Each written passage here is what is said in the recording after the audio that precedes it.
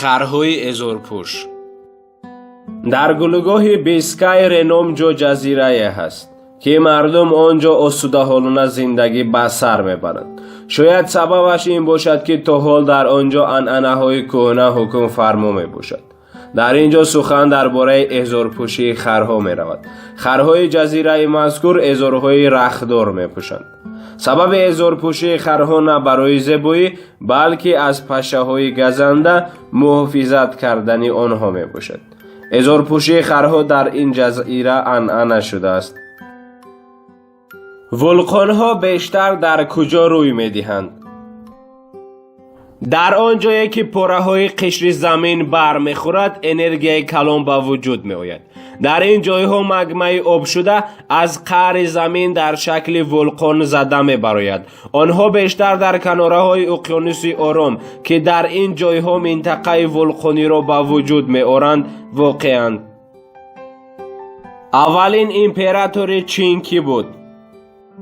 تا سال 221 پیش از میلاد چین از یک چند دولت‌های علاهیده عبارت بود که هر یکی آن شاه خود را داشت و زود بین آنها زد و خوردها روی می‌داد. سپس به سر حکومت سلاله توانایی سین آمد و سین شیخواندی نخستین امپراتوری تمام خطای گردید و بسیار کارهای آبادانی برای خطای کرده است که در تاریخ ثبت شده است.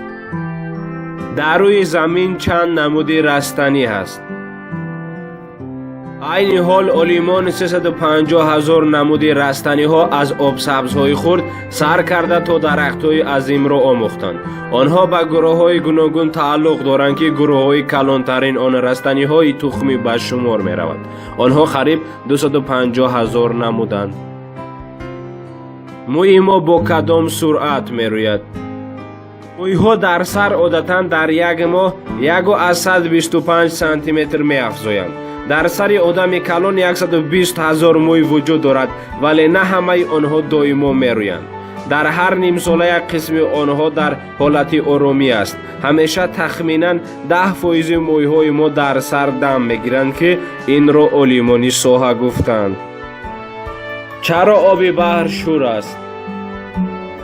دریاهایی که به بحرها می‌ریزند ذره های خردترین مینرال های حل شده را که از جنس های کوهی شسته آوردند با خود می‌آورند. این مینرال ها میلیون ها سال در اقیانوس ها جمع می‌شوند. مینرال از همه پنهان شده ترین آن ناتری خلور یا اینکه نمکی آشی میباشد. رگ های روان چی طور حرکت میکنند؟ رگ های روان این رگ آزاد است که در روی زمین در زیر تأثیر شمال حرکت میکند. رگ ها از طرف شمال رسی رگ های روان تا قله آن بالا میبراید و به طرف شمال پناه میافتند. دیگر رگ ها جای آن را پر میکنند. همین طور رگ های روان با سرعت 10 و حتی 20 متر در یک سال حرکت میکنند. کائنات چیست؟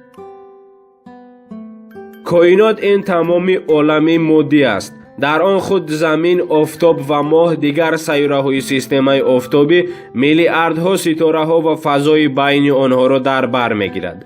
با یاری تلسکوپ های توانا و دیگر اسباب ها ستاره شناسان درباره ساخت کائنات معلومات های غنی جمع نمودند، ولی حالا بسیار اسرارهای آشکار نگردیده باقی ماندند. اولین محرک اتومبیلی را که اختراع کرد؟ نخستین اکیپاژ خود حرکت کننده که در عصر 19 ساخته شدند بوغی بود.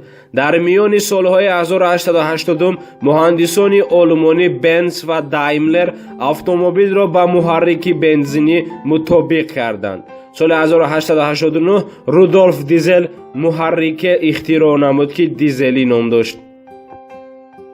برای چه خون سرخ است؟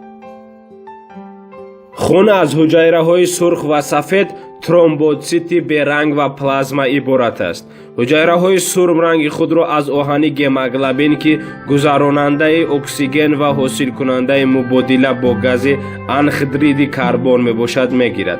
در خون حجره های سرخ خونی نسبت به سفید 1000 بار زیادتر است. کوه اورست را اولین شده که فتح کرد؟ қуллаи кӯҳи эверест ҷамолун маро ки кӯҳи баландтарин дар ҷаҳон буда 8848 метр баландӣ дорад, зодаи Зеландияи Нав Эдмунд Хиллари ва Тенсинг Норгес аз Непал 29 майи соли 1953 фатҳ намуданд ва дар китоби худ дарҷ намуданд. ситораҳо аз мо чӣ қадар дуранд? аз замин то ситораи аз ҳама наздиктарин офтоби мо миллионҳо миллион километр аст. бисёр ситораҳо бошанд аз ин масофа ҳазорҳо маротиба дуртар воқеанд. чунин менамояд ки ситораҳо аз рӯи модори худ оҳиста мавқеи худро тағйир медиҳанд.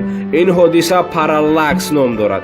ҷойвазкунии ситораро чен карда ситорашиносон метавонанд масофа аз замин то он ситораро муайян созанд.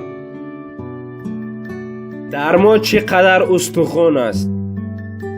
дар одами калон 206 устухон аст. дар кӯдакон ҳангоми таваллуд 270 устухонҳои хурди мулоим аст, аммо вақте ки онҳо калон шуданд, баъзе устухонҳо бо ҳам пайваст мешаванд. устухони аз ҳама калон устухони ронӣ мебошад, ки дар мардҳои қоматбаланд дарозиаш то 50 сантиметр мерасад. устухони кӯтоҳтарин кӯбак стремечко буда 3 миллиметр аст. инак боз расидем ба анҷоми як навори дигар. то наворҳои оянда шоду пирӯз бошед.